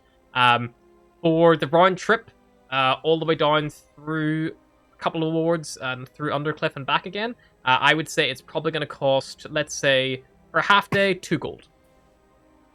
Well, easy. I was like, oh shit, he's going hard sell on us here, but I've got. You have to remember, 2 gold is like the average wage for like a skilled person. That's like what a doctor would get paid for 1 day's work. Or like a lawyer. Like a lawyer's salary would be like 2 gold a day. I would like to have a private chat with one of the attendants of the carriage that we're getting. Yeah. So you have the driver. Her name is Irma, and Irma. She is a like early 30s female woman, human. Female woman. Female Nice. woman. She has like short brown hair. Internet boys. And the attendant is a younger, probably about 16-year-old boy, who is called Philip. But he insists she calls him Philip, and he's like, no, just call me Phil. It's fine. Okay, Philip, could I have a quick word? And I'll wait until the other two have got onto the carriage. Yes, Master Sir. What can I do for you?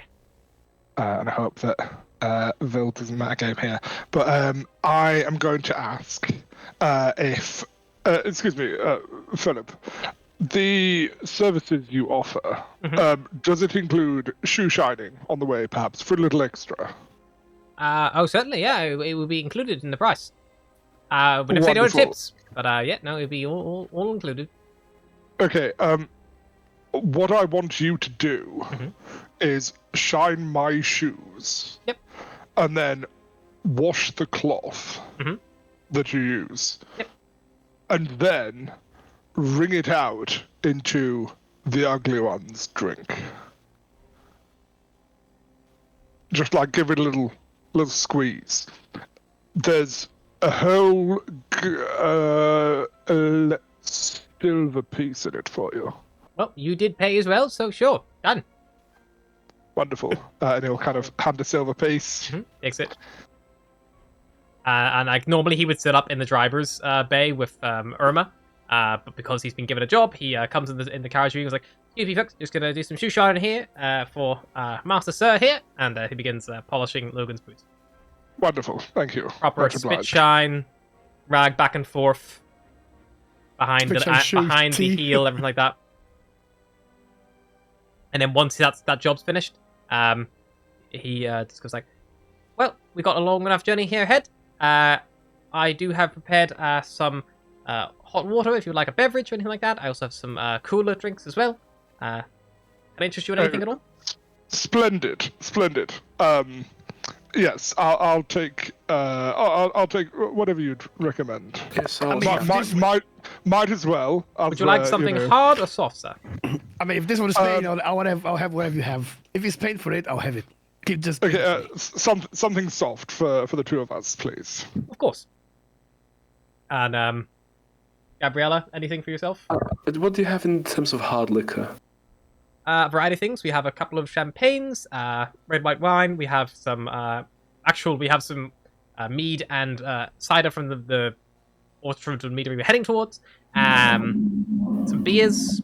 I would appreciate some cider then from the meteor we're heading towards. Of course. Might be good. And yeah. Market research. Thank you. Although the carriage is moving, you see this very nimble kind of like teenager kind of like steps out the door and then begins edging along kind of like a little shelf along the carriage itself to get to the back like trunk, opens it up. You hear the sound of like some moving of things around, things like that, and a small hatch opens up, which is probably I imagine Logan and Gabrielle probably in the backseat with like Sullivan facing them, I imagine. But like a little hatch opens up, like a little shutter kind of falls down, and you see a little it's almost like a little porthole effectively where Phil is able to hand through 3 drinks. He hands through 2 apple juices. Both are flat, and then 1 cider, which is a hard cider. It's apparent is got a bit of an effervescence to it as well. And he hands 1 to Logan directly, the apple juice to Gabriella, and then you have 1 he probably puts on a little small serving tray, and then you hear the sound of like the trunk closing, the little hatch comes down, he shuffles back around, opens the door, and although it's maybe only like half a meter from Sullivan's hand, he then picks it up and then like moves it from one side of the carriage to the other to Sullivan to like make sure he doesn't have to move to get it. It's like No. you know, you're paying a lot of money for this service, so like it is very good. Thank you. I could get used to this. You're most let me welcome. tell you. Cheers to our merry little venture out into the country. This is actually not Indeed. bad. I'm enjoying this, folks. I really am. Well, As am I. to the journey. This is probably the first time I actually enjoy your company, including Right you, Logan. though. Thank you very much. You know, Cheers. the company, the drink's got a nice little tang to it, don't you think? Just take a big sip. It's like really what- full-bodied. It smells a bit. It's just be the apple. Alright, up the hatch. Takes a drink. Up the hatch, isn't it down the? Never mind. Tastes a bit funky, Sullivan. This is very bitter, but what is this? What is this apple juice? What is it? Is the apple off or something? What No, is this? you see, much like wine, Sullivan, these things are an acquired taste. You know, grapes form wine. I put like in this. Complex grapes form complex wine, which has complex tastes. Sullivan, as you And hold it if up to the light a little bit, it's got a little bit of like the debris floating in the bottom of it. Like it looks like what is dirt, maybe. I mean, you're not sure. what is this at the bottom of my glass? What is? A bit of light's catching, like a shimmer of oil that's like all floating on the top. Maybe it's. I mean, Hang on, this is not apple juice. What- Maybe yours was corked. Who knows? you know, some barrels tend to release a bit of debris into the drink. Perhaps you got the bottom of it. Happens. I'll look at the little bartender guy. Oh, he's now moved back to the front, but if you like rap on the little hatch near you that you can then pull down, which then gives you I'll put it up. yeah.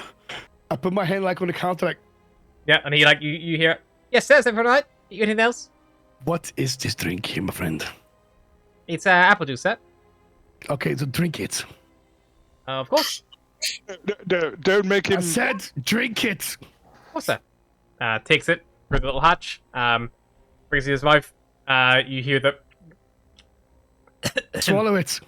I Good. did. What is this? It's not a very good apple juice, sir. Can I side check him? Sure. He rolled a 16 on his deception check. Fuck. Where's it? Fuck. Where's it? Fuck. Yeah, it's not very good apple juice. He goes, would you like me to get you a fresh one, sir? No.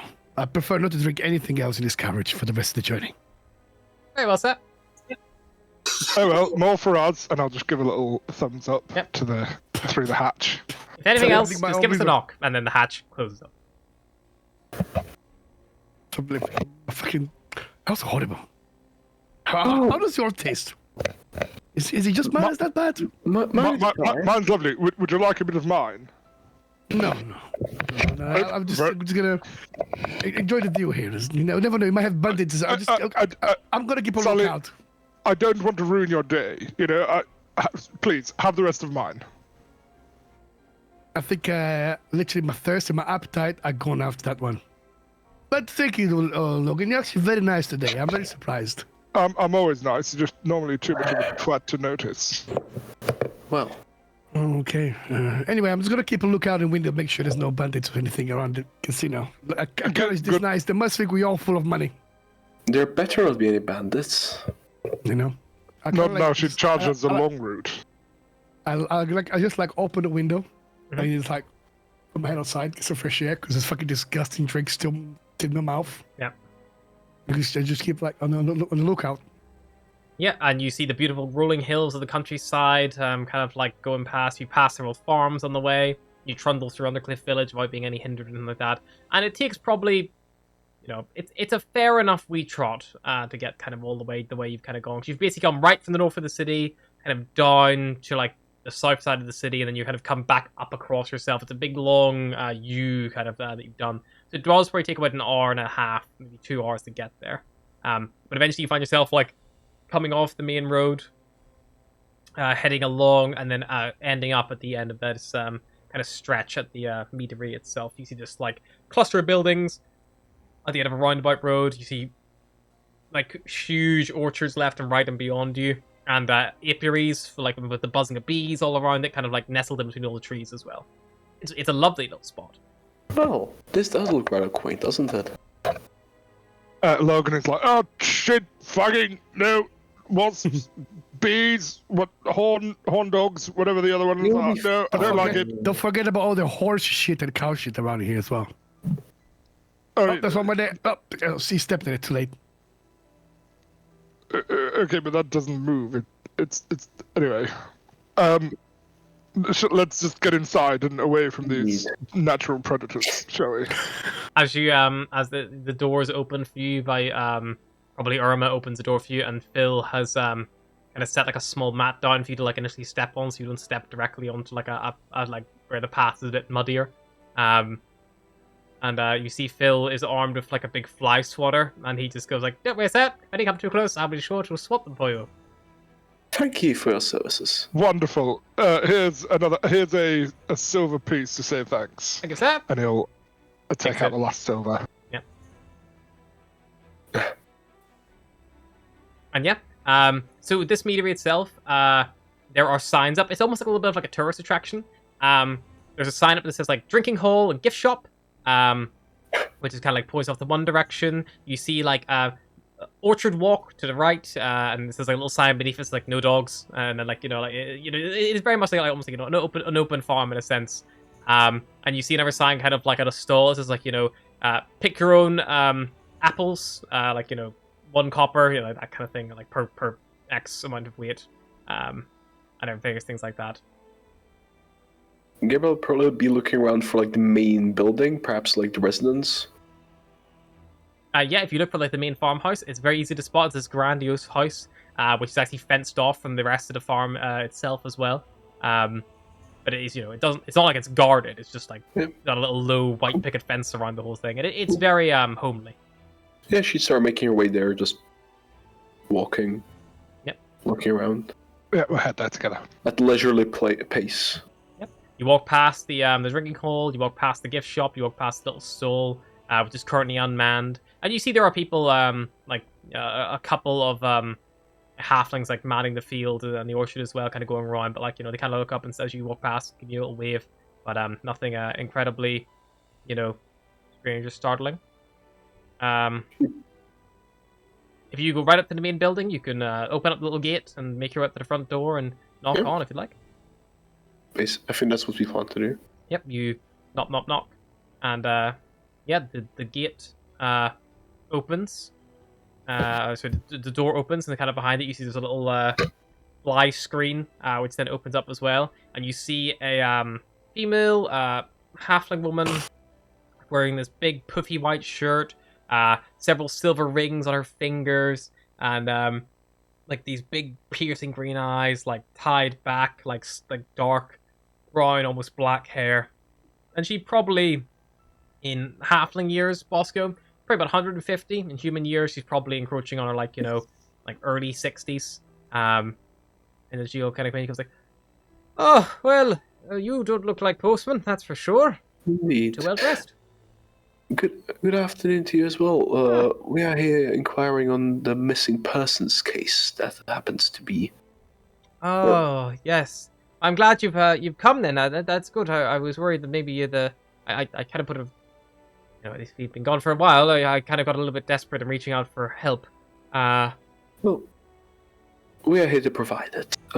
Exactly. Wherever desperate people are, we're usually there a day later to help. Yes. Anyway, may we come in? Of course, please come in. She welcomes you inside. She's like, "I'm Blossom, by the way. Lovely to make all of your acquaintances." Blossom. That's sorry. Carry on. Gabrielle Duran, pleasure to meet your acquaintance. These are my associates, Logan Malgaster, Sullivan. What's your surname, Sullivan? Talbusk. Talbusk. She gives Sullivan a big smile and goes like, "Ah." And Bosco Longflower Brandybuck. Who's not here? Oh. Wait, what? Friends of Bosco. Oh. Wait. Because Bosco never joined. Oh. He never joined us. You went to find him.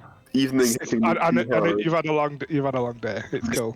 He's used to being topless in the blacksmith when he's his smithing frame. Yeah, they're like hard cut the Bosco, and it's like the two Ganassi all there, and Bosco's shirtless, like hammering away, and you see like the fire Ganassi like fanning himself. Sorry. Yeah, so we're friends. Don't worry about her. She's exhausted. You can't tell. Yes, they didn't get any sleep tonight. But anyways, I was wondering if we could maybe run through a few details of what happened up to when Runner went away. Dasher. Yes, my son. Dasher. Okay, to when Dasher went away. Yes. She dashed away. Sorry. He Bad joke. I kind of put it down to normal. He does like to he likes go into the city. Whenever I was young, I kind of like you. And she points at Sullivan and goes like, I kind of came for nothing. Pulled myself up by my bootstraps. Maybe way through. I wasn't noble born like the other members of your group here. I now find myself at the head of quite a prestigious family after a lot of work. And graft. New money, I guess you could say, where we're not exactly, the most well, in that whole kind of like circle, kind of respected in that kind of way. But you know how it is, it's never easy for people like us, who come from the dirt. As she says, looking like directly at Sullivan, like cold bitch. I don't know why you're looking at me. I don't know. Oh well, you're very clearly not noble born like the other one. I respect. Logan's gonna do the slowest turn to Sullivan. His eyebrows, confusion. His mouth, elation. He's just gonna look like, what's this, Sally? Do you know this Blossom? No. Why? She seems to know you. Can I check? Yeah. What do I do? History or what? Yeah, history check with her if you want to interview anything about her family or that. You don't know this person like from you know that much like. Which money? I'll do it in a short time. Like, yeah, what she says is correct. You've never heard of the Snow Beetles in the regards of like any noble houses mentioned to you. Despite you were recently told that these are the richest halfling family in Waterdeep. But yeah, like the way she's getting on with you, it's kind of more like how it's like, oh yeah, like I've made it, but like I know where you were. I was where you were once, kind of thing. Like she's picked on you as if something about her nature. She knows what someone who is out of place among nobility kind of feels like. Got you. So she's picked up on your air, and like she's not ashamed of where she's from, and she's not ashamed of where you are from either, in that kind of sense, but she recognizes something of you in her, although she is the most wealthy halfling woman probably in the city. She still she relates to you in a sense of like, someone who doesn't quite fit, like a piece from a jigsaw when with two boxes that got like mixed around, kind of thing like that. There's no real place for her, despite the fact that she fits all the connotations and expectations of her her title and place. Do you know what? It's very weird, but I think I know what you mean, and I will take that as a compliment. Oh, indeed, I would never take be proud of where you're from. With a pinch of salt, but I understand the way you tried to say it. Thank you. Aren't you a noble from Miraban? Yes, I am, a friend. Oh, my dearest, apologies. Maybe it's just the garb. Sound like it. Hey, no, he agreed. You're onto something that we've been trying to crack for a while. Because clearly, look at him. And also, he got arrested for being a fake noble. Like, that was a pretty... That should have given me enough. We'll talk about this later, perhaps. Anyway, yes, sorry. You're missing... Yes, missing Dasher. Yes, Dasher. Well, he's... That's what I said. He's Son? Yes, my son. He likes to go to town. He likes to, be with the common people, do what common people do, that sort of thing. Yes, I've had a story told to me about that. There's little escapades he goes on. He normally ends up drinking with other halflings at a halfling hostel. It has like an all-in package. Pay for room. Get food, drink, all you can do until for that night or however many nights you want to stay for, kind of thing. It's called I think it's called a hole in the wall. I think it's called. I would start there, ask around, and then try to work out. Normally he's only gone for a day or two, but at this point he's been gone for over a week, so I'm a little bit worried. Do you have a description, perhaps? Yeah. Well, he's a fucking halfling. Sorry. He is a halfling. He's correct. He's about just under 3 foot tall, so 2'11". So a little bit on the short side. Don't tell him that though, obviously. Green eyes, similar hair color to myself. He's got a bit of a darker skin tone than myself, though. He's a bit more tan than me, a bit more out and about. Even when working in the fields myself, I try to stick to the shade. I burn easy. But no, more or less that would be about it. He was whatever he was wearing a nice, fine blue tunic, brown like breeches, black boots, if I remember rightly. And he just took his horse into town. So his horse is a paint mare horse. All right, thank you. What's a paint mare? Do we know what a paint mare is? A paint horse is kind of like it's a horse which is white with splotches on it. It's a brown splotches. Oh, so it looks like someone's thrown a bucket of paint on it. But why would... Oh, it looks like it, but it's not actually got paint on. Yeah, just the way the fur pattern works. Okay, yes, well, that obviously makes sense. We will definitely look into it, and we'll do our best to return, or give you information about your son. Perhaps he's fine and just stayed out in the city a tad too long. Most likely, but I'd like to know where he is. But yes, I fully understand, and we will inform you as soon as we find out anything. And by the way, just if he's buggered off and doesn't want to come back, but he's safe, are you happy with that? Once like if we can get you some kind of proof. I'm really just at the minute looking for information that will lead to his safe. Okay, because we can kidnap him. Like I've got quite a big bag. We could just kind of stuff him in if he needed to be kidnapped. If he's in danger, yes, but if he's somewhere safe, at least get him to write me a letter or something. Sign it himself. At least so I can be sure that he's all right. Very well.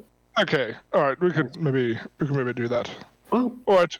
Yes. Thank you, and we'll stay in touch about this. All right. All right. Thank you so much for your help.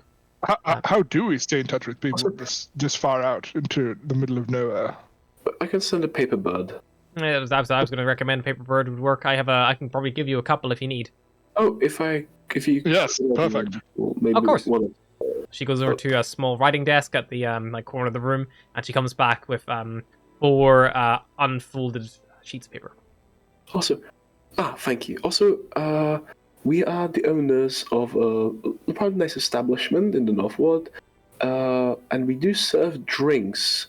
How about after this is over, we could work out something, maybe a bit of supply of your mead, ciders? Of course, definitely. You should go around to the drinking hall. I think Gregor's on at the minute. If you go in, speak for him. Speak to Gregor, tell him I sent you around. He can give you a little tour of the orchard and meadery, and you can pick some apples and press them yourselves. Make your own juice, and then with that, obviously, we need to ferment it. But then at the end of it, you can get a little taste. Normally, we charge for that kind of thing, but it's there's no festivals on or any. There's no live musical festivals on. We've got we got a little while until Appleberry comes around. It normally draws in a big crowd. All right, thank you. So one question, sorry. You charge people to come work for you. Mm-hmm. Yep, they pick their apples, enjoy the experience, press them themselves, and then we take that juice and then we ferment it in an actual product, and then they get to the gift shop. They get a voucher that they can then redeem for a bottle, which would be equivalent to, for the amount of apples they pick. Probably, we probably get about a good 10 or 20 bottles out of those apples. They get just one, so it works out, and then we charge them for the experice. Fascinating. That's a That's very good fucking business genius. That's That's super smart. amazing. Yep. That's why we're one of the. How do I get an orchard around here? Can you buy? Do they get delivered or? Yeah, no, they're normally pre-established things. I think mine's the close to the city, which kind of makes it quite a good destination. And then we have the Appleberry Music Festival, which we get acts from all over the countryside. The all over the Sword Coast, long and far come. They draw in crowds as well. A bit of a cleanup afterwards, but it's pretty good. People always joke, it wouldn't be very popular. Much better sitting on the stages, things like that. But we got a good turnout out of that as well. Wonderful. I think we'll just look into your brews and see if there's anything that we would order for our establishment, and I'm sure we'll work out the details. I'll tell you what. Future. If you're genuinely serious about getting an orchard, I think. Tell you what. I had the estate price recently with the prospectus and stuff like that. I'd say if you've got 500,000 dragons, that will probably set me up for life and my family for life, and we can get away from all this, I'll bet. And then that would give you some of this far out. That would we'd probably get a nice house in the city for ourselves, and set ourselves up, invest it wisely in other smaller ventures. But I'd be happy to part with the orchard and meadery. I mean, it's been my life's work for about the last 125 years or so since I was a little girl. Well, that's a very generous offer, but we don't have that kind of money. But maybe in the future. Maybe soon. Maybe at some point. Who knows? Yeah. Well, If that's something you're genuinely considering, that would be, at the minute, that kind of thing. But right now, it's How much for one tree? for just an uprooted tree. No. Where it is, still with the apples and On the cider land. and stuff. Sure, like a little parcel. To call Well, my we own, do offer a naming service. You can name a tree. That's 30 gold to get a tree named after yourself. That is your tree. We still take the fruit from it, but we let the tree grow, and it is your tree.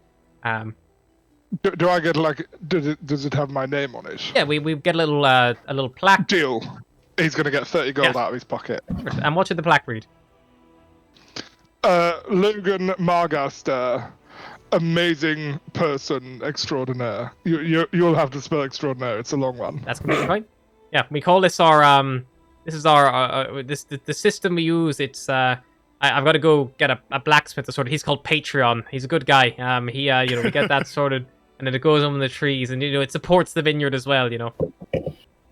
And it's just like a one-off 30 gold thing. I'm not. This is just a entirely one-off, sure. yeah. But there are smaller instances. Some people pay a gold every month, or some pay for 5 a month, or even whatever. More what they can give than one time. But this getting the name on it for a one-time off, just a one-time off fun.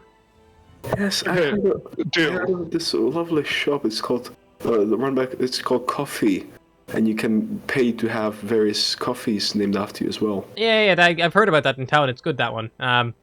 Funny the way it's like- spelled. You wouldn't really think of like that would be the product that they would serve based on how the spelling is. Okay. Yeah, and an What do you I mean? at the end. Coffee. Coffee. Yeah. Isn't Yeah. that? Coffee. That's how it's said. Yeah, I guess. But it's not really, it's like a hipster kind of joint, I think. Quite new. Like It's kind of it's like yeah. apple. L. It's just it's how you spell it, how you say it. So it's Logan, Le Mm-hmm. or Yep. Good. wait, one moment. He's going to reach to his back, like in the break of his splint mail, and like shuffle around his undergarments. And in big letters is just written Logan with a little love heart at the end, not in Logan's handwriting.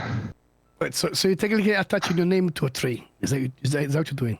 Yeah, he's just, I'm naming a tree. Yes. Okay. Just because we have this thing in Mirabar when someone not so much anymore, but when someone had died in the past, they used to plant a tree and name the tree after you. So That's nice. Well, It's meant to now be- I don't have to die. It's great. it means to keep yourself alive for forever, so people won't forget you. But they don't do that anymore because obviously Well, where I come from, there's not much space not that much space to plant trees anymore. Well, this is true, and like I would be worried about anything to do with anything after my passing that you'd come and piss on it. But Sally, anyway, we probably shouldn't do this around. Alright. We will be in touch, your smallness, with information about your son. of course, we look forward to hearing from you. Like I say, make use of the paper birds, keep you posted. And I'll get that plaque drafted up and hopefully get it on the tree probably by the next couple of days. Wonderful. Amazing. I'll come back to see it, even if it does cost me. Of course. more money. What was the name of your tavern? I'll get a little portrait painted up of it as well for you. A little cuddly tree as well. We'll send to you. And then we'll send it all to your address. It's the old familiar. All familiar? In what ward? Troll Skull Alley. Perfect. Troll Skull Alley, North Ward. Yeah, no, that's perfect. Wonderful. What was conversations happening? Sylvia just like walking around casually around the room, touch the paintings, picking up things like just So basically like scanning the room for anything valuable. Yeah. In the joint. That's going to be a perception check.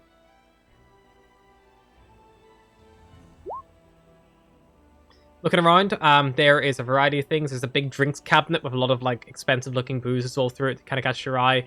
Some limited runs of like various vintages and things like that. Lovely crystal glassware, things like that.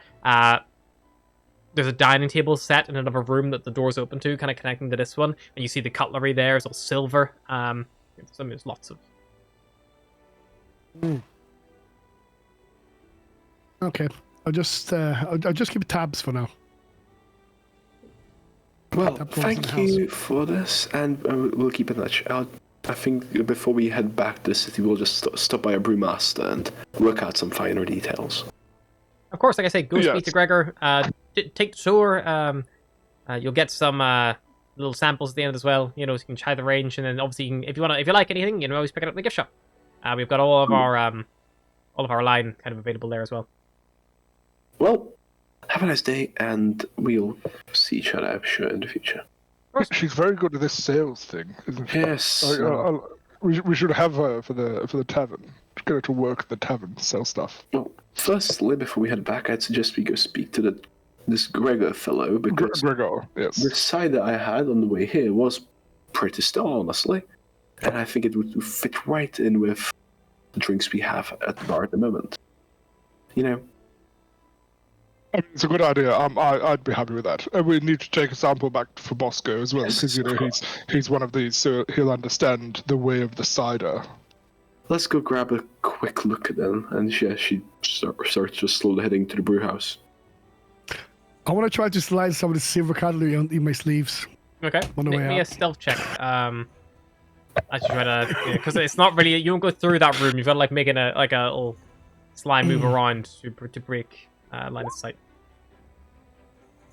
You slip in the other room. You swipe. How many sets of cutlery? The table's currently set for probably 8 people at this time. How many sets of cutlery do you swipe? Can I just roll like 1d8? Like, I don't know, how... How many you want to go for? I'm gonna go for 4. Okay. I'm going to roll 4 perception checks from her. And she spots you. She grabbed the second set. And she goes like, whoa, now, whoa. Don't know if you know what kind of place this is. It's not a, this isn't the gift shop. Appreciate you put that back. I was just looking, just polish your look, because it's a little bit stained in here now. That's the... There you go. It's nice in a... There you go. Back there. That's nice. Oh, did it bit this side? There you go. Beautiful. Yeah, you put the set, you put back both sets you've taken, or just the one set you caught you taking? I just put it once you caught me taking. Okay, cool. You see she clocks the other set missing, but she doesn't mention it. Well, I hope you find my son. Joey, we'll be back. Ta-ra. I'll be back. Bye-bye. Good night. Did Gabriel or Logan clock this Sullivan? With your passive perceptions, both above 11, yes. Sullivan, if we get any gold deductions due to this from our payment, What it goes from your check. What are you talking about? I don't know. Can we agree, Logan? Honestly, I think we're just... It's like a lame dog. Just What put are you it down. accusing me? I haven't done anything. Yeah. Sally, you know we only ask these questions when we know the answer. And what is the answer? What have I done? Sullivan, what did you steal? And did you put it back when you got Say home? it. Oh, this. He must have Return it. Return it. Okay. Go. Now, He must have now. slipped it. Okay. Logan stops walking and points back to the residence. Okay. Go. Okay. Return it. Apologize. Okay. I'm coming. Kiss her.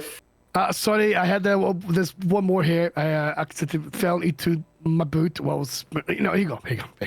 You can make a deception check if you'd like, Sullivan, to see how your fell into my boot lie works.